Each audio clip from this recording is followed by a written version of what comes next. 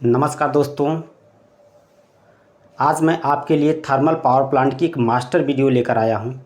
दोस्तों, ये वीडियो देखने के बाद आपको फिर थर्मल पावर प्लांट से शिकायत नहीं रह जाएगी कि थर्मल पावर प्लांट के बारे में मुझे नहीं आ रहा है।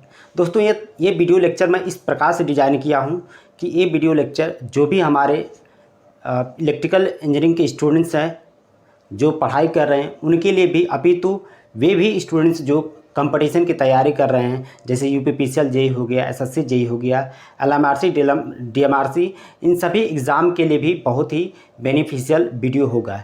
इसमें मैंने थर्मल पावर प्लांट से रिलेटेड जितने भी इम्पोर्टेंट डाटा होते हैं उन सभी डाटा को मैं डिस्कस किया हूँ और ऐसा आपको मैं सिस्टम से बताया हूं कि एक एक प्लांट के एक एक भाग को आप आसानी से समझ सकते हैं।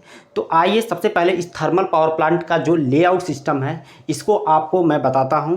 इसके पहले वाले वीडियो लेक्चर में मैं थर्मल पावर प्लांट का जो लेआउट सिस्टम होता है उसको मैं पहले ही बता चुका हूं, क्योंकि आज मैं इससे बहुत सारे इंपॉर्टेंट क्वेश्चंस और कुछ इंपॉर्टेंट डाटा लेकर आया हूं। इसलिए इस लेआउट सिस्टम को आपको एक बार बताना ज़रूरी है और उसके साथ साथ किस यूनिट का कौन सा काम है ये भी आपको बताऊंगा मैं। तो आइए सबसे पहले मैं आपको दिखाता हूं कि दोस्तों ये देखिए, सबसे पहले ये थर्मल पावर प्लांट का एक लेआउट सिस्टम आपको यहां पर दिख रहा है। इस थर्मल पावर प्लांट का लेआउट सिस्टम में जो भी इम्पॉर्टेंट पार्ट होते हैं, जो भी इम्पॉर्टेंट भाग होते हैं, वे सभी कहीं ना कहीं थर्मल पावर प्लांट की इफ़िशियंसी, उसकी दक्षता को बढ़ाने में सहायक होते हैं। तो ये थर्मल पावर प्लांट जो भी है, इसके जितने भी पार्ट्स हैं, जो भी इक्विपमेंट इसमें लगाए गए हैं, उन सभी उपकरणों के क्या क्या काम होते हैं और उनकी पोजीशन क्या होती है, किन जगहों पर लगे होते हैं, इन सभी बिंदुओं के बारे में हम लोग डिटेल से चर्चा करेंगे। तो आइए सबसे पहले ये थर्मल पावर प्लांट आपको जो भी दिख रहा है इस प्लांट में, इसमें इस प्लांट के जितने भी भाग होते हैं उस भाग के बारे में हम लोग अलग से देखेंगे। पहले इस प्लांट में जो भी यूनिट लगाए गए हैं उसके बारे में सबसे पहले हम लोग देखेंगे। तो दोस्तों, इस थर्मल पावर प्लांट का जो मेन भाग होता है वो इसका बॉयलर होता है। ये आपको बॉयलर दिख रहा है। बॉयलर का काम जो होता है, बॉयलर में हम लोग पानी को गर्म करते हैं और उस पानी का हम लोग क्या बनाते हैं, वाष्प बनाते हैं। इस बॉयलर से जो भी वाष्प पैदा हुई उस वाष्प में नमी होती है। इस नमी युक्त वाष्प को अगर हम लोग डायरेक्ट इस टरबाइन की ब्लेडों पर भेज दिया जाए, टरबाइन को घुमाने के लिए भेज दिया जाए, तो ये टरबाइन की ब्लेडों को जाकर क्षतिग्रस्त करने लगेगी, उसकी ब्लेडों को कोराइज करने लगेंगी, यानी उसका क्षरण करने लगेंगी और टरबाइन की ब्लेडें हमारी नुकसान होकर मेल्ट हो जाएंगी या मुड़ जाएंगी। इस तरह से हम लोग इस बॉयलर से जो भी हमारी वाष्प पैदा हुई इसको हम लोग क्या करते हैं, एक सुपर हीटर की सहायता से इस वाष्प में जो भी नमी पैदा होती है उसको शुष्क नमी यानी शुष्क वाष्प में बदल लेते हैं, ड्राई वाष्प में बदल लेते हैं। तो ये आपका सुपर हीटर है। सुपर हीटर से जो भी आपका यहाँ से सुपर हीटर से जो भी आपका जो है वाष्प यहाँ से निकली, उस वाष्प में टेम्परेचर उसका बहुत ज़्यादा होता है और उसका प्रेशर भी अधिक होता है। इस हाईली प्रेशर और हाईली टेम्परेचर वाष्प को हम लोग टरबाइन की ब्लेडों पर भेजते हैं और टरबाइन का काम जो होता है, टरबाइन इस हाईली प्रेशर और टेम्परेचर वाली गैस के द्वारा ये क्या होती है, हमारे टरबाइन की ब्लेडों पर ये गैस टरबाइन की ब्लेडों पर पड़ती है और टरबाइन हमारी घूमती है। यहाँ से टरबाइन जब घूमती है तो इसके शाफ्ट से हमारा अल्टरनेटर का शाफ्ट लगा होता है और अल्टरनेटर घूमता है और हमें बिजली पैदा करता है। तो ये पूरा एक सिस्टम होता है। ये एक चैन होती है जो यहाँ से आपको दिख रही है। इसकी दूसरी चैन इसका कोल प्लांट का होता है जो कि आपको इधर दिखाई दे रहा है। ये कोल प्लांट का इसका दूसरा आपको चैन दिख रही है। इस चैन में सबसे पहली बात जो है कि जो भी हम लोग कोयले को, जो हमारे कोल मिल हैं जहाँ से हम लोग कोयले की खुदाई करते हैं, वहाँ से कोयले को खुदाई करने के बाद ट्रेन या ट्रक की सहायता से हम लोग कोयले को लेकर आते हैं और कोल स्टोरेज प्लांट में उसको हम लोग क्या करते हैं, इकट्ठा करते हैं। इस कोल स्टोरेज प्लांट में कोयले का इतना हम लोग संग्रह करते हैं कि प्लांट में करीब 40 दिनों तक की पूर्ति के लिए यहाँ पर कोयला स्टोर किया जाता है। इस कोल स्टोरेज प्लांट में हम लोग कोयले को रख देने के बाद फिर हम उस कोयले को इस कोल हैंडलिंग प्लांट में लेकर आते हैं। अब इस कोल हैंडलिंग प्लांट में कोयले का हम लोग क्या करते हैं दोस्तों, कोल हैंडलिंग प्लांट में हम लोग सबसे पहली बात कि कोयला जब हम कोयले खान से लेकर आते हैं तो उस कोयले की खान से निकला हुआ कोयले में बहुत ज़्यादा आपके गंदगी होती है, उसमें मिट्टी होती है, धूल कण होते हैं, डस्ट होता है। इसको साफ़ करना ज़रूरी होता है। अगर हम लोग उस कोयले से मिट्टी धूल के कण को अलग नहीं करेंगे तो कोयले की जो बर्निंग कैपेसिटी है, जो उसकी दहन क्षमता है, वह कम हो जाती है। तो इस कोल हैंडलिंग प्लांट में हम लोग कोयले की सबसे पहले धुलाई करते हैं। धुलाई करने से उसमें जो भी हमारे मेटल के कण हैं, जो भी धूल कण हैं, ये साफ़ हो जाते हैं। फिर इस कोल हैंडलिंग प्लांट में धुलाई कर लेने के बाद कोल हैंडलिंग प्लांट में ही इस कोयले को छोटे छोटे टुकड़ों में तोड़ा जाता है और इसको तोड़ने का काम हम बाल मिल या क्रशर मिल के द्वारा करते हैं। तो दोस्तों, आपकी जानकारी के लिए मैं बता दूं कि जो हम कोल हैंडलिंग प्लांट में कोयले को छोटे छोटे भागों में तोड़ते हैं तो जो भी हमें भुरभुरी रूप में या पाउडर के रूप में कोयला प्राप्त होता, उसको पल्वराइज्ड कोल कहते हैं। आप ध्यान देंगे, पल्वराइज्ड कोल कहते हैं। इस कोयले को छोटे छोटे भागों में तोड़ देना ही पल्वराइजेशन कहलाता है। तो पल्वराइज कोयले के बहुत सारे अपने फ़ायदे होते हैं। जैसा कि मैं आपको बताना चाहूँगी कि कोयले को पल्वराइज कर देने से, छोटे छोटे उसके टुकड़ों में या पाउडर के रूप में बना देने से, सबसे पहले कोयले की बर्निंग कैपेसिटी बढ़ जाती है। यानी कोयला हमारा बहुत आसानी से दहन होता है। जैसे कोयले का पाउडर बना दिया तो उसको बर्नर की सहायता से जब हम भट्ठी में कोयले को भेजते हैं तो कोयले का दहन बहुत अच्छे से होता है। दूसरा, इसके फ़ायदे ये होते हैं पोलराइज के कि हम लोग बहुत लो ग्रेड के कोयले का भी अच्छे से दहन कर सकते हैं। तीसरा, इसके फ़ायदे हैं कि जो भी कोयला को पोलराइज कर दिया, उसके बाद उसमें उसके दहन के लिए जो हमें ऑक्सीजन की ज़रूरत पड़ती है, वो ऑक्सीजन आसानी से कोयले के साथ मिलकर कोयले को जलाने में सहायता करती है। तो ये पोलराइज्ड कोयले के फ़ायदे होते हैं। और इसके साथ साथ मैं बताऊं तो कोयले को पोलराइज कर देने से उसके द्वारा जो राख बनती है, उस राख के ढेर नहीं बनते हैं, राख के ढेले नहीं बनते हैं और राख को आसानी से भट्ठी के यहाँ से उसको हटाया जा सकता है और उसका एक स्थान से दूसरे स्थान तक ट्रांसपोर्टेशन किया जाता है, उसका परिवहन किया जा सकता है। इसलिए पोलराइज्ड कोयले का हम लोग प्रयोग करते हैं। यहाँ पर पल्वराइज्ड कोयले का हम लोग प्रयोग करते हैं। तो दोस्तों, यह पूरी एक चैन साइकिल होती है जहाँ से हम लोग हमारे जो भी खनन मिल है वहाँ से कोयले को हम लोग कोल हैंडलिंग प्लांट तक लेकर आते हैं। फिर उसके बाद कोल स्टोरेज प्लांट तक लेकर आते हैं। फिर उसके बाद हम लोग कोयले को कोल हैंडलिंग प्लांट तक लेकर आते हैं, उसमें कोयले की ढुलाई करते हैं, उसकी पिसाई करते हैं और फिर उसके बाद इसके दहन के लिए हम लोग बॉयलर के पास जो भट्ठी होती है, जो वहाँ तक लेकर जाते हैं। तो ये जो भी कोयले को एक स्थान से दूसरे स्थान तक लेकर जाते हैं, यह हमारे कोल प्लांट में छोटे कोयले के जो प्लांट है जहाँ से बिजली का उत्पादन किया जाता है, वहाँ पर मजदूरों के द्वारा कर लिया जाता है, कारीगर के द्वारा कर लिया जाता है। लेकिन तो बड़े जो प्लांट होते हैं, यहाँ पर कोयले को एक स्थान से दूसरे स्थान तक ले जाने के लिए बड़ी बड़ी मशीनें लगी होती हैं, जिनकी सहायता से हम लोग कोयले को एक स्थान से दूसरे स्थान तक लेकर जाते हैं। तो सबसे बड़ी बात यहाँ से ये होती है कि अगर हम लोग कोयले को कोल्ड स्टोरेज प्लांट से बॉयलर के फर्नेस से बॉयलर की भट्टी तक कैसे लेकर जाते हैं, तो इसका जवाब आपके लिए मिलेगा, या आपको मैं जवाब देना चाहूँगा कि इसका जो है हम लोग भी बेल्ट के द्वारा इसको हम लोग कोयले को एक स्थान से दूसरे स्थान तक लेकर जाते हैं। भी बेल्ट जो होता है हमारा, कन्वेयर बेल्ट होता है, ये सब बहुत सारे सिस्टम बने होते हैं जिसके द्वारा हम लोग कोयले को एक स्थान से दूसरे स्थान तक लेकर जाते हैं। तो यहाँ से एक जो आप भी बेल्ट या कन्वेयर बेल्ट के द्वारा आप कोयले को एक लेकर जाते हैं, तो ये कैसी होती है भी बेल्ट या कन्वेयर बेल्ट? कन्वेयर बेल्ट में क्या होता है कि एक मोटर होती है और मोटर का जो पुल्ली होता है, उस पुल्ली पर हम लोग एक गियर बॉक्स लगाते हैं और उस गियर बॉक्स के द्वारा हम लोग एक दूसरी पुल्ली को ज्वाइन कर एक पट्टे नुमा संरचना होती है जो पट्टे को घुमाती है और उसी पर हम लोग कोयले को रख कर कोयले का स्थानांतरण एक स्थान से दूसरे स्थान तक करते हैं। तो इसमें एक इम्पॉर्टेंट डाटा आपके लिए है कि जो हमारे कन्वेयर बेल्ट होती है उसमें जो हम लोग मोटर प्रयोग करते हैं वह 3 फेज़ इंडक्शन मोटर होती है। आप ध्यान देंगे कि जो हमारी कन्वेयर बेल्ट होती है उसमें हम लोग जो मोटर प्रयोग करते हैं वह 3 फेज़ इंडक्शन मोटर होती है। तो यहाँ से हम लोग कोयले का दहन कर लेने के बाद कोयले को हम लोग कहाँ पर लेकर आते हैं, यहाँ से भट्ठी के पास जो भी कोयला पैदा हुआ उसको आइस हैंडलिंग प्लांट में लेकर आते हैं और आइस हैंडलिंग प्लांट में हम लोग कोयले को ठंडा करने के लिए रख देते हैं।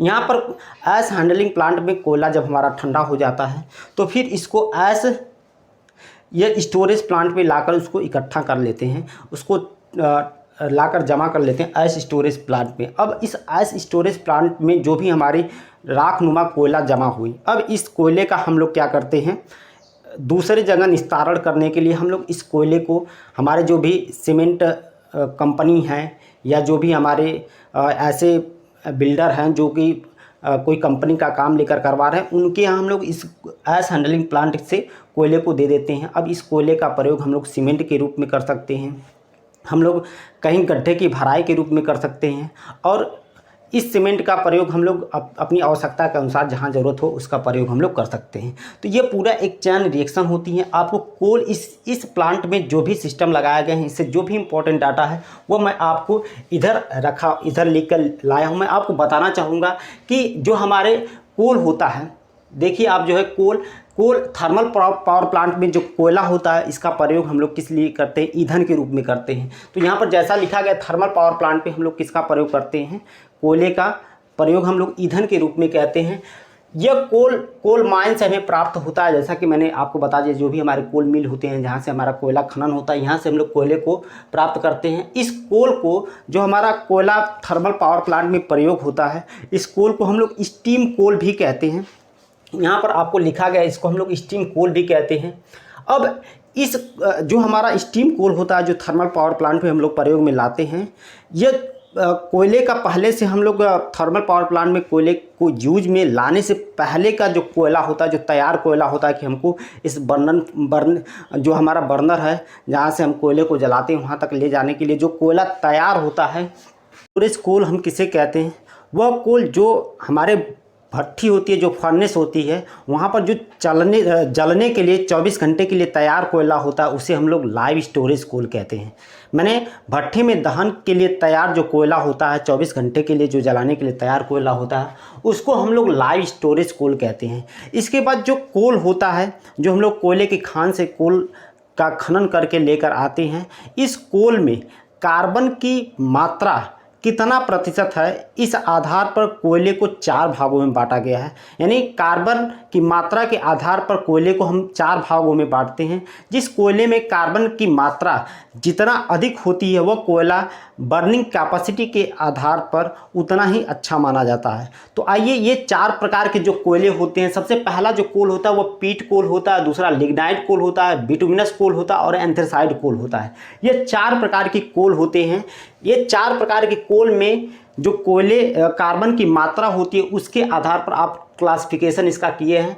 इसमें पीट कोयले में जो कार्बन की मात्रा होती है 50 से 60% होती है। वहीं पर लिग्नाइट कोल में जो कोयले की कार्बन की मात्रा होती है वह 65 से 70% होती है। वहीं बिटुमिनस कोल में जो कार्बन की मात्रा होती है 70 से 85% होती है और एंथ्रासाइड कोल में जो कार्बन की मात्रा होती है वह 85% से ऊपर होती है, 85% से ऊपर होती है।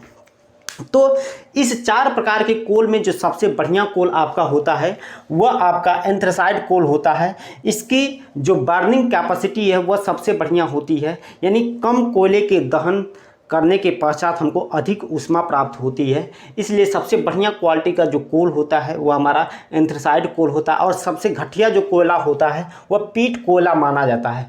पीट कोयले का प्रयोग हम लोग सामान्यतः आप देखे होंगे आपके आसपास में जो भी मार्केट होगा वहाँ पर जो मार्केट में जो मिठाई विक्रेता होते हैं वो अपने भट्ठी में कोयले का प्रयोग करते हैं। ये सबसे घटिया क्वालिटी का कोल होता है।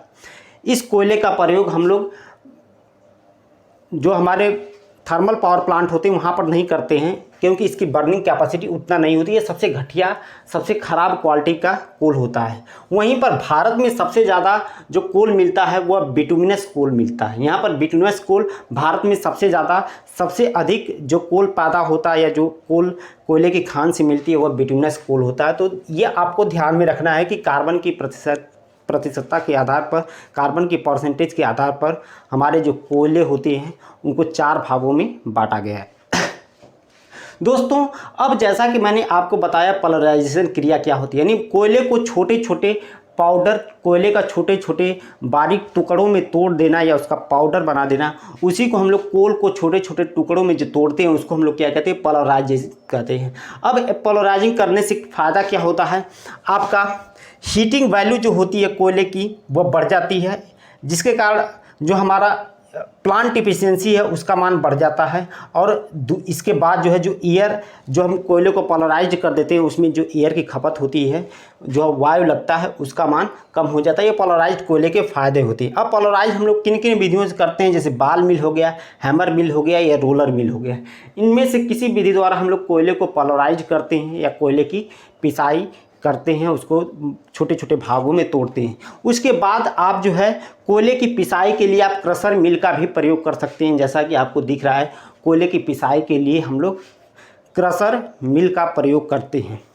तो आइए दोस्तों, आप जानते हैं कि जब भी हम लोग कोयले का दहन करते हैं तो कोयले के दहन से जो भी हमारा राख बनती है, इस राख को हम लोग क्या करते हैं, यहाँ पर जो भट्ठी के पास में जो राख पैदा हुई, इस राख को हम लोग जो बिल्डिंग कंस्ट्रक्शन कंपनी है, जैसे जो सीमेंट बनाती हैं या जो कहीं रोड का कंस्ट्रक्शन करा रही हैं, उनको हम लोग इस राख को, यानी कोयले की राख को हम लोग किसको देते हैं, बिल्डिंग कंस्ट्रक्शन कंपनी को देते हैं। उसके बाद मैंने आपको बताया कि प्लांट में कोयले को एक स्थान से दूसरे स्थान तक ले जाने के लिए हम लोग कन्वेयर या वी बेल्ट के द्वारा कोयले का स्थानांतरण करते हैं, यानी एक स्थान से दूसरे स्थान तक कोयले को ले जाते हैं। इस कन्वेयर में हम लोग 3 फेज इंडक्शन मोटर का प्रयोग करते हैं। अब विश्व में सबसे ज़्यादा कोयले का उत्पादन जो होता है वह विश्व में सबसे ज़्यादा जो बिजली का उत्पादन होता है वह कोयले के द्वारा होता है। भारत में कोयले से बिजली का उत्पादन करीब 60% होता है। आप ध्यान देंगे, जो है भारत में बिजली का उत्पादन जो होता है, विद्युत का जो उत्पादन हम लोग करते हैं वह कोयले से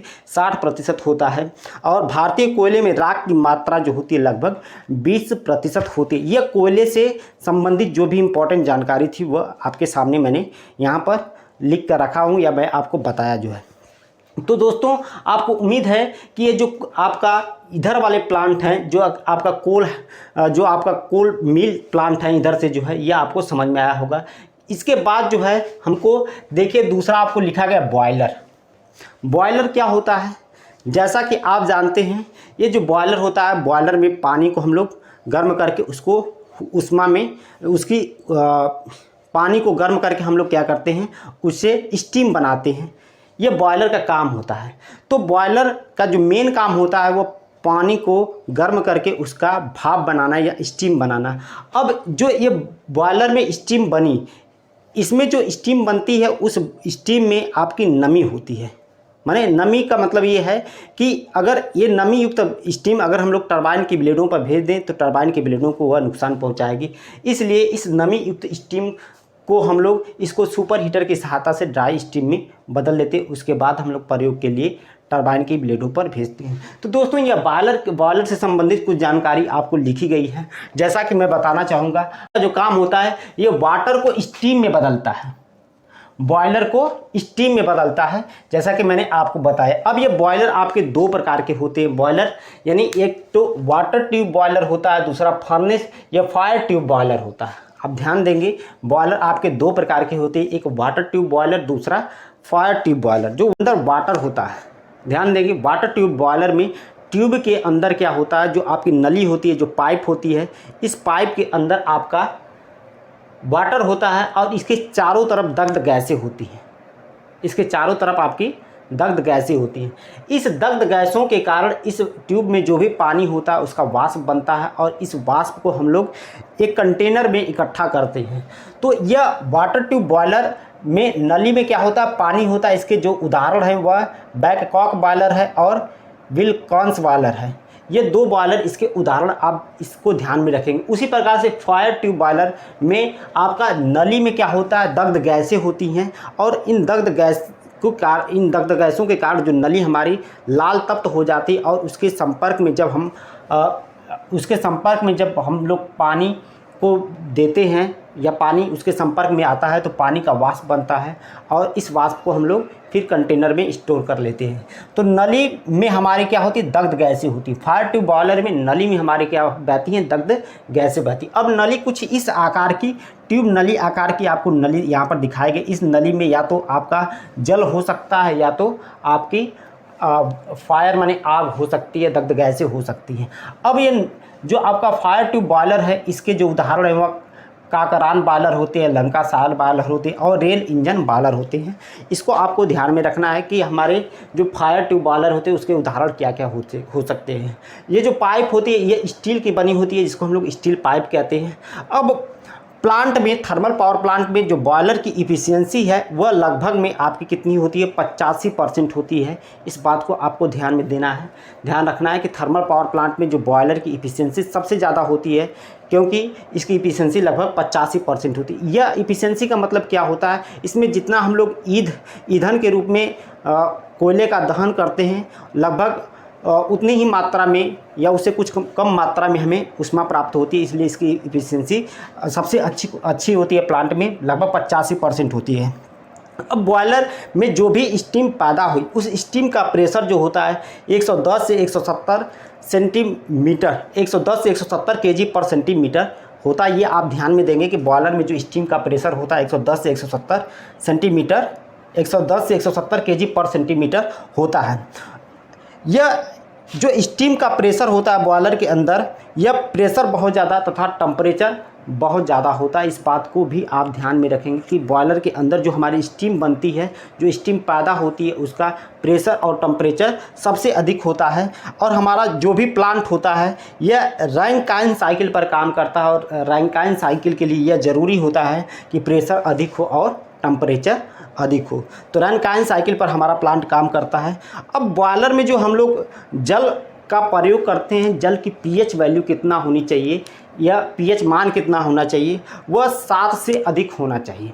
जल के पीएच मान जो होता है वह 7 से अधिक होना चाहिए। सामान्यतः हम लोग 8.5 लेते हैं जल के पीएच मान को। उसके बाद बॉयलर में वाटर का क्रिटिकल प्रेशर जो होता है 213.8 केजी पर सेंटीमीटर स्क्वायर होता है। इस बात को भी आप ध्यान रखेंगे कि बॉयलर में जो वाटर का क्रिटिकल प्रेशर होता है 213.8 केजी पर सेंटीमीटर स्क्वायर होता है। बॉयलर का टेम्परेचर कितना होता है, 235 डिग्री सेंटीग्रेड होता है। तो दोस्तों इतनी जानकारी आपको बॉयलर से संबंधित थी। मैं उम्मीद करता हूं कि जितनी भी बातें लिखी गई हैं, ये बातों को आप, इन बिंदुओं को आप ध्यान से पढ़ेंगे और इसका प्रॉपर नोट्स बनाकर अपने नोटबुक में इसको मेंटेन करेंगे, क्योंकि ये जितने भी डाटा आपको लिखे गए हैं, कहीं ना कहीं अगर बॉयलर से कुछ आपकी बातें उठती हैं तो इन्हीं बिंदुओं के बारे में हमें चर्चा करने की ज़रूरत पड़ती है। या कोई क्वेश्चन आपका बॉयलर से बनता है तो इन्हीं सब पॉइंट में से कोई 1-2 पॉइंट आपको उठाकर दे देगा, जो कि आपको इसका जवाब अगर आप पढ़े हैं तो आपको पता होगा। उसके बाद इसमें सबसे मेन, इसके बाद जो इम्पोर्टेंट आपका यूनिट होती है वह सुपर हीटर होती है। यहाँ पर सुपर हीटर होती है। ये सुपर हीटर जो बॉयलर से वेट स्टीम पैदा हुई, इसको हम लोग क्या करते हैं, ड्राई स्टीम में बदल देते हैं, जैसा कि आपको सुपर हीटर के बारे में लिखा गया है। यह वेट स्टीम को ड्राई स्टीम में बदलता है। इसमें हम लोग क्या करते हैं कि सुपर हीटर में फ्लू गैस का प्रयोग करते हैं। यहाँ पर जो सुपर हीटर है इसमें फ्लू गैस का प्रयोग करते हैं, और जब ये वेट स्टीम को ड्राई स्टीम में बदलता है सुपर हीटर, तो सुपर हीटर एक काम करता है कि जो हमारी वेट स्टीम है उसका टेम्परेचर अधिक कर देता है, लेकिन तो उतने ही प्रेशर पर ये काम करता है। तो इस बात को भी आप ध्यान में रखेंगे कि जो हमारा सुपर हीटर होता है वह कांस्टेंट प्रेशर पर टेम्परेचर को बढ़ा देता है। ये सुपर हीटर का काम होता है। उसके बाद दोस्तों इसके नेक्स्ट बाद हमारी यूनिट आती है टरबाइन। टरबाइन जो होती है एक इम्पॉर्टेंट डिवाइस होती है पूरे प्लांट की, और बहुत कास्टली डिवाइस होती है। इसको सुरक्षित रखना बहुत ज़्यादा ज़रूरी होता है, क्योंकि टरबाइन अगर हमारी ख़राब हो गई तो सारा प्लांट की दक्षता हमारी फिर ख़राब होने लगती है। तो ये जो है आपकी टरबाइन है। टरबाइन का काम जो होता है वह हीट एनर्जी को मैकेनिकल एनर्जी में बदलता है। यहाँ से जो हमारी गैस में हीट होती है उस हीट का जो ट्रांसफॉर्मेशन होता है वो मैकेनिकल एनर्जी में होता है। टरबाइन हीट के द्वारा जो स्टीम बनती है, स्टीम में जो हीट होती है, इस हीट के द्वारा हम लोग क्या करते हैं, टरबाइन की जो ब्लेडें होती है उसको घुमाते हैं। तो यह टरबाइन जो होती है हीट एनर्जी को मैकेनिकल एनर्जी में बदलता है। यह इस टरबाइन की ब्लेडों पर हाईली प्रेशर जो है या हाईली टेम्परेचर वाली स्टीम इंटर करती है। ध्यान देंगे आप, जो है टरबाइन की ब्लेडों पर हाईली प्रेशर और हाईली टेम्परेचर वाली स्टीम जो होती है वो इंटर करती है। अब ये दोस्तों टरबाइन जो है 2 प्रकार की होती है, एक स्टीम टरबाइन होती है, दूसरा वाटर टरबाइन होती है। तो वाटर टरबाइन का प्रयोग हम लोग जो हमारे हाइड्रो इलेक्ट्रिक पावर प्लांट होते हैं वहाँ पर करते हैं, लेकिन तो यहाँ पर हम लोग स्टीम टरबाइन यानी जो हमारी भाप बनती है भाप के द्वारा जो स्टीम हमारे क्रिएट होती है, उस स्टीम से जो हम टरबाइन चलाते हैं उसको हम लोग स्टीम टरबाइन कहते हैं। और स्टीम टरबाइन का प्रयोग हम लोग थर्मल पावर प्लांट में करते हैं और वाटर टरबाइन का प्रयोग हाइड्रो पावर प्लांट में करते हैं। अब इस स्टीम टरबाइन से संबंधित कुछ जानकारी आपके लिए दिया गया है, क्योंकि इस स्टीम टरबाइन में 120 ब्लेड होती हैं। यह आपसे पूछा जा सकता है कि स्टीम टरबाइन में कितनी ब्लेड होती हैं। 120 ब्लेड होती हैं। इसमें नंबर ऑफ पोल कितना होते हैं, 2 पोल होते हैं। और इसकी स्पीड कितना होती है, 3000 आरपीएम। ध्यान देंगे, जो भी हमारे स्टीम इंजन होते हैं, स्टीम टरबाइन होती हैं, वह हाईली स्पीड पर काम करती है और इसकी स्पीड लगभग जो है 3000 आरपीएम तक होती है। और उसमें नंबर ऑफ पोल की संख्या जो होती है वह 2 होती है, जैसा कि आपको यहाँ पर दिख रहा है। तो दोस्तों, ये टरबाइन के बारे में आपको पता हो गया। टरबाइन हमारे प्लांट में टरबाइन का काम क्या होता है, यह जो होते हीट एनर्जी को मैकेनिकल एनर्जी में बदलता है। ये बात आपको समझ में आ गया। अब इस टरबाइन से हमारा क्या होता है, टरबाइन के बाद यहाँ पर अल्टरनेटर लगा होता है। टरबाइन और हमारा जो अल्टरनेटर होता है एक कपलिंग शाफ्ट के द्वारा जुड़ा होता है। अब इस अल्टरनेटर के बारे में कुछ आपको जानकारी होना ज़रूरी है। दोस्तों, अल्टरनेटर जो होता है, इसके द्वारा हम लोग जो हमारे थर्मल पावर प्लांट होते हैं, इसके द्वारा हम लोग बिजली पैदा करते हैं। यह अल्टरनेटर कैसा होता है, alternator star connected double layer with neutral ground हम लोग अल्टरनेटर थर्मल पावर प्लांट पर यूज करते हैं। अब अल्टरनेटर में रोटर इसका इम्पॉर्टेंट होता है कि रोटर हम लोग जो अल्टरनेटर का प्रयोग करते हैं वह किस रूप का होता है या किस प्रकार का होता है। तो हमारे जो अल्टरनेटर होते हैं उसमें 2 प्रकार के हम लोग रोटर का प्रयोग करते हैं। एक सेलिएंट पोल टाइप का रोटर होता है, दूसरा नॉन सेलिएंट पोल टाइप का रोटर होता है, जिसको स्मूथ और सिलेंड्रिकल रोटर भी कहते हैं। तो जो हमारा सेलिएंट पोल टाइप का रोटर होता है, ध्यान देंगे, सेलिएंट माने जो हमारे सेलिएंट पोल टाइप के रोटर होते हैं, इसमें उभरे हुए क्या होते हैं, पोल होते हैं। ये जैसे आपका कुछ ये रोटर इस तरह की संरचना है, इसमें उभरे हुए इस तरह से चारों तरफ इसके सर्कल में आपके पोल बने होते हैं, उभरे हुए पोल होते हैं और उसी पोल पर हम लोग वाइंडिंग करते हैं, फील्ड वाइंडिंग करते हैं। तो ये सेलिएंट पोल टाइप के रोटर होते हैं। और दूसरा नॉन सेलिएंट पोल टाइप के रोटर होते हैं या स्मूथ सिलेंड्रिकल होते हैं। स्मूथ सिलेंडर का मतलब जैसे यह आपका कुछ लंबा है, सिलेंडर टाइप का है, तो यह स्मूथ सिलेंड्रिकल टाइप के रोटर होते हैं। तो हम लोग जो हमारे अल्टरनेटर होता है उसमें हम लोग जो रोटर प्रयोग करते हैं वह सेलिएंट पोल टाइप का रोटर यूज करते हैं। सेलिएंट पोल टाइप के रोटर की अगर हम लोग कुछ खास बात करें तो यह सेलिएंट पोल टाइप के रोटर का जो डायमीटर होता है, उसकी जो व्यास होता है वह अधिक होता है। उसकी एक्सियल लेंथ क्या होती है, कम होती है। उसका व्यास अधिक होता है और उसकी एक्सियल लेंथ का मतलब अगर आप इसको रोटर एक मान के चलें तो इसका जो रोटर का यह आपका डाया दिख रहा है, यह डायमीटर उसका जो व्यास होता है वह अधिक होता है, उसकी एक्सियल लेंथ क्या होती है, कम होती है।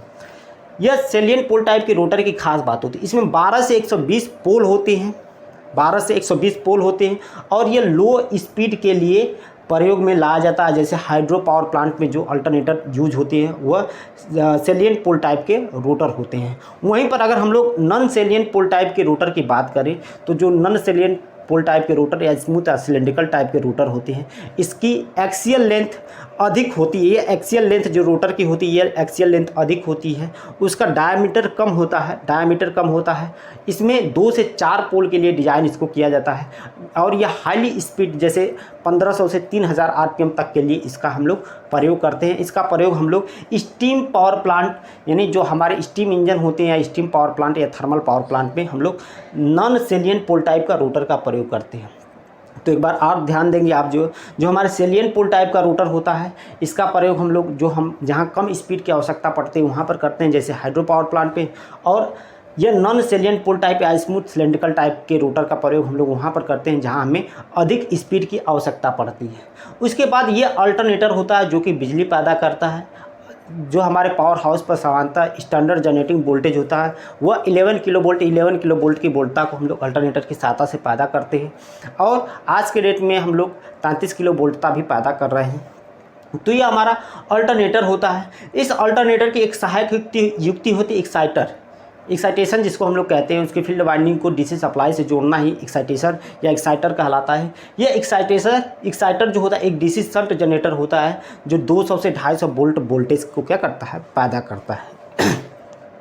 तो दोस्तों इतना यूनिट आपको मुझे उम्मीद है कि ये समझ में आया होगा। उसके बाद यहाँ पर जो भी वोल्टेज पैदा हुआ उसको हम लोग एक 3 फेज AC ट्रांसफार्मर के द्वारा उसका स्टेप अप करते हैं। स्टेप अप कर लेने के बाद हम लोग फिर उसको बस बार की सहायता से, बस बार के माध्यम से जोड़ते हैं और फिर उसका संचरण करते हैं, यानी ट्रांसमिशन करते हैं। तो आप सोचेंगे कि ये बस बार क्या होता है।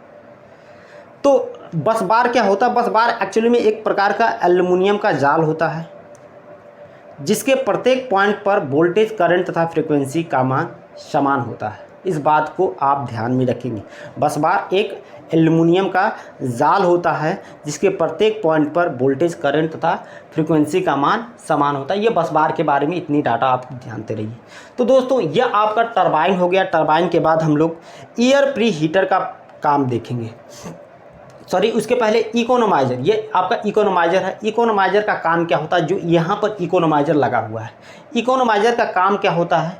इधर से जो भी हमारी नदी के द्वारा पानी आएगा, नदी के द्वारा इस बॉयलर में जो भी पानी आएगा उस पानी के टेम्परेचर को हम लोग पहले गर्म कर लेते हैं। किसकी सहायता से? इकोनोमाइज़र की सहायता से। तो इकोनोमाइज़र का काम क्या होता है? इकोनोमाइज़र फीड वाटर को गर्म करता है, इसका काम होता है, इसका वर्क होता है। दूसरा, इसमें फ्लू गैस का हम लोग प्रयोग करते हैं।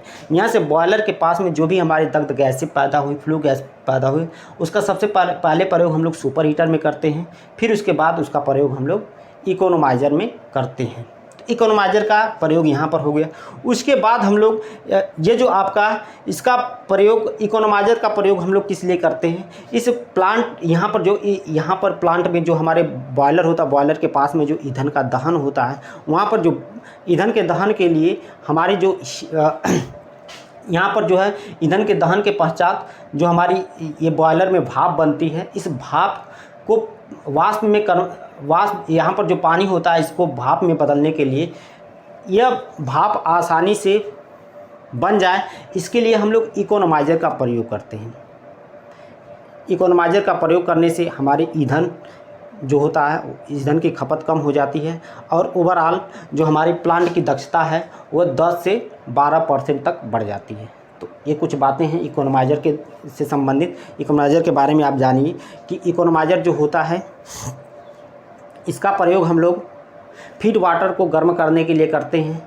इकोनोमाइज़र में जो हमारी फ्लू गैस होती हैं इसका प्रयोग करते हैं और इकोनोमाइज़र का प्रयोग करने से जो हमारे प्लांट की एफिशिएंसी वो 10 से 12% बढ़ जाती है, जिससे ईंधन की लागत भी कम होती है। तो ये इकोनोमाइज़र हो गए। उसके बाद एयर प्री हीटर होता है। एयर प्री हीटर में हम लोग क्या करते हैं कि जो हमारे इस बॉयलर के पास में हवा भेजी जाती है उसको पहले ही एयर प्री हीटर के द्वारा गर्म कर लिया जाता है और इस एयर प्री हीटर का जो काम होता है, यह जो हमारे बाहर से वायुमंडल से हवा आती है उसको गर्म करके बॉयलर फर्नेस तक भेजना, ताकि बॉयलर के पास में जो हमारी भट्टी है उसमें जो ईंधन का दहन हो रहा है, अगर उसमें वाष्प भेजी जाए, गर्म हवा भेजी जाए तो उसका दहन आसानी से होता है और अच्छे से होता है। तो ये एयर प्री हीटर का काम होता है। उसके बाद इंड्यूस्ड ड्राफ्ट फैन का काम क्या होता है दोस्तों? ये एयर प्री हीटर हो गया। फिर इसके बाद जो होता है आप देख लीजिए फोर्स ड्राफ्ट फैन। यहाँ पर फोर्स ड्राफ्ट फैन है। ये फोर्स ड्राफ्ट फैन का जो काम होता है यह बाहर से हवा को खींचता है।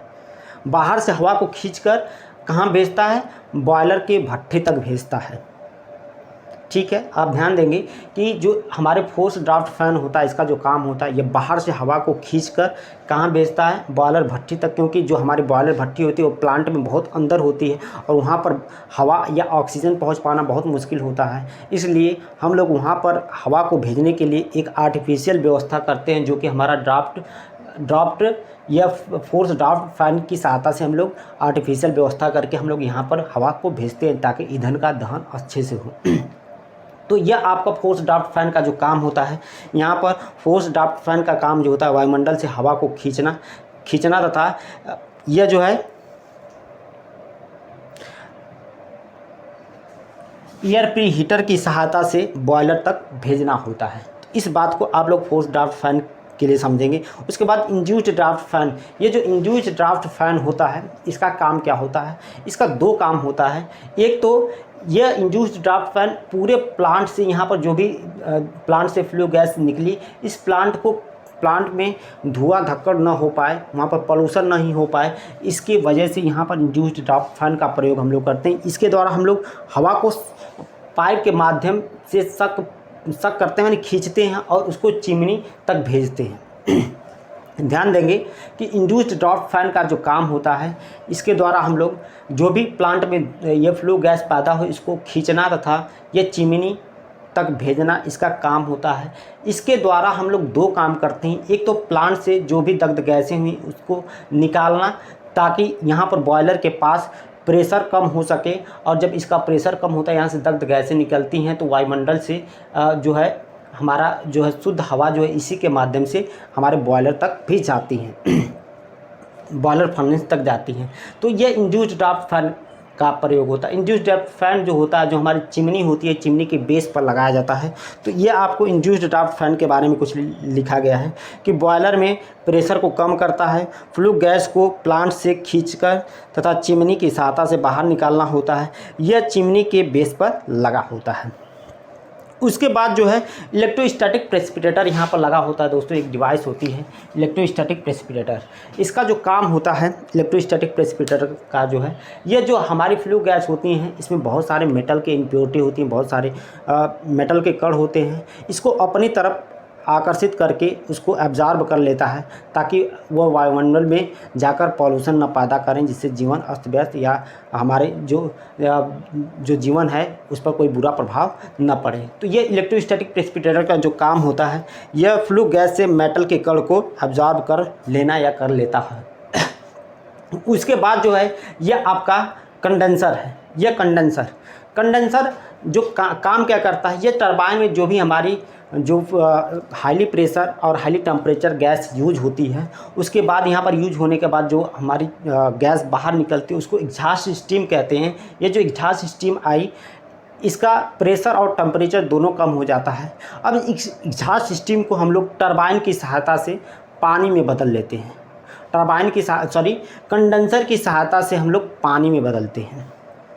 इस कंडेंसर की सहायता से हम लोग एग्जॉस्ट सिस्टम को पानी में कैसे बदलते हैं, इसके लिए आपका यहाँ से यह कूलिंग टावर लगाया गया। ये कूलिंग टावर के द्वारा हम लोग पानी को इस कंडेंसर में भेजते हैं, और इस कंडेंसर में पानी के संपर्क में जब हमारी एग्जॉस्ट गैस आती है तो जो हमारी एग्जॉस्ट गैस है, जो स्टीम है, वो पानी में बदल जाती है, और पुनः इस पानी को हम लोग एक पंप की सहायता से हम लोग क्या करते हैं, ये फीड वाटर हीटर की से होते हुए हम लोग इकोनोमाइज़र में भेजते हैं। तो दोस्तों एक चीज़ मैं आपको बताना चाहूँगा कि ये जो फीड वाटर हीटर होता है, इसमें हम लोग कहाँ से ईंधन देते हैं कि यहाँ पर पानी गर्म होता है।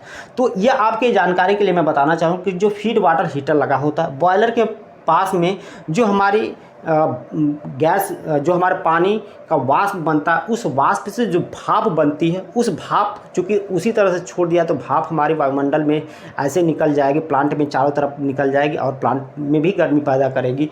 तो इसलिए इस भाप का प्रयोग हम लोग एक पाइप के द्वारा हम लोग इस फीड वाटर हीटर से कर देते हैं, और यहाँ पर जो भाप आती है वो बहुत हाईली टेम्परेचर की होती है और उसका प्रेशर भी अधिक होता है, और इस भाप की सहायता से हम लोग फीड वाटर हीटर में जो है हम लोग पानी को गर्म करके पुनः उसका इकोनोमाइज़र में भेजते हैं और इकोनोमाइज़र की सहायता से बॉयलर में भेजते हैं। तो ये आपका इतना हो गया। उसके बाद यह आपका वाटर ट्रीटमेंट प्लांट लगाया गया है। वाटर ट्रीटमेंट का प्लांट का काम जो होता है, ये नदी है, नदी के पानी में बहुत ज़्यादा कूड़ा करकट होता है, बहुत ज़्यादा गंदगी होती है। अगर इस पानी को हम लोग बॉयलर के फर्नेस तक बॉयलर में भेज दिया जाए तो बॉयलर को वह नुकसान करेगा, इसलिए इस पानी को वाटर ट्रीटमेंट चैम्बर की सहायता से शुद्ध कर लिया जाता है। उसके बाद ये लगभग सारी यूनिट मैंने आपको बता दिया। इससे कुछ डाटा आपको लिखा गया है यहाँ पर, जैसे कंडेंसर का जो काम होता है, वह वाष्प को पानी में बदलता है, इसमें टेम्परेचर तथा प्रेशर कम होता है। अब कूलिंग टावर, ये जो आपको कूलिंग टावर यहाँ पर दिख रहा है, ये कूलिंग टावर में हम लोग पानी को ठंडा किया जाता है। उसी प्रकार से वाटर ट्रीटमेंट जो प्लांट होता है, ये वाटर ट्रीटमेंट प्लांट, ये वाटर ट्रीटमेंट जो प्लांट है, इसमें नदी के पानी को शुद्ध किया जाता है। फीड वाटर हीटर, ये जो आपका फीड वाटर हीटर लगाया गया है, इसमें बॉयलर के भाप का प्रयोग करते हैं, उसी प्रकार से यह जो आपका स्टेप अप ट्रांसफार्मर है इसके द्वारा वोल्टेज को बढ़ाते हैं। अल्टरनेटर का काम जो होता है वह मैकेनिकल एनर्जी को इलेक्ट्रिकल एनर्जी में बदलता है। तो इधर जो भी आपको क्वेश्चन लिखे गए हैं और उसके बाद यहाँ पर कुछ इंपॉर्टेंट पॉइंट आपको लिखे गए हैं। प्लांट फैक्टर कितना होता है, जो हमारा थर्मल पावर प्लांट होता है, अगर पूछ लिया जाए थर्मल पावर प्लांट का प्लांट फैक्टर कितना होता है, वो 50 से 60% होता है। उसके बाद जो प्लांट इफ़िशियंसी होती है या थर्मल पावर प्लांट की जो इफ़िशियंसी होती है वह लगभग 29% या 30% होती है। उसके बाद अगर हम लोग ओवरऑल इफ़िशियंसी बात करें तो यह 30 से 40% होती है। अगर थर्मल पावर प्लांट की अगर हम लोग इफ़िशियंसी बढ़ाने की बात करें तो थर्मल पावर प्लांट की इफ़िशियंसी, ये जो टरबाइन है, टरबाइन की ब्लेडों पर हाईली प्रेशर क्या करते हैं हम लोग, स्टीम भेजकर हम लोग थर्मल पावर प्लांट की इफ़िशियंसी को बढ़ा सकते हैं। यानी थर्मल पावर प्लांट की इफ़िशियंसी को बढ़ाने के लिए हम हाईली प्रेशर स्टीम का प्रयोग करते हैं। उसके बाद चूँकि हमारे जो थर्मल पावर प्लांट होते हैं इसकी दक्षता बहुत कम होती है, जैसा कि आपको यहाँ पर दिख रहा है 29 से 30% होती है। इस थर्मल पावर प्लांट की दक्षता कम होने का जो मेन कारण होता है, क्योंकि ये जो थर्मल पावर प्लांट में जितने भी यूनिट लगी गई हैं इन यूनिट को चलाने के लिए हमारे थर्मल एनर्जी का जो लॉस होता है वो बहुत अधिक होता है। इसी लॉस के कारण हमारे थर्मल पावर प्लांट की दक्षता कम हो जाती है। जैसे थर्मल पावर प्लांट में होने वाले जो लॉस होते हैं वो बॉयलर में जो लॉस होता है वह उष्मा का 16% करीब लॉस होता है। सबसे ज़्यादा लॉस टरबाइन में होता है, टरबाइन में उष्मा का लॉस लगभग 55% होता है। उसके बाद कंडेंसर लॉस, जो यहाँ पर आपका कंडेंसर लगाया गया इसमें लॉस उष्मा का 54% लॉस होता है।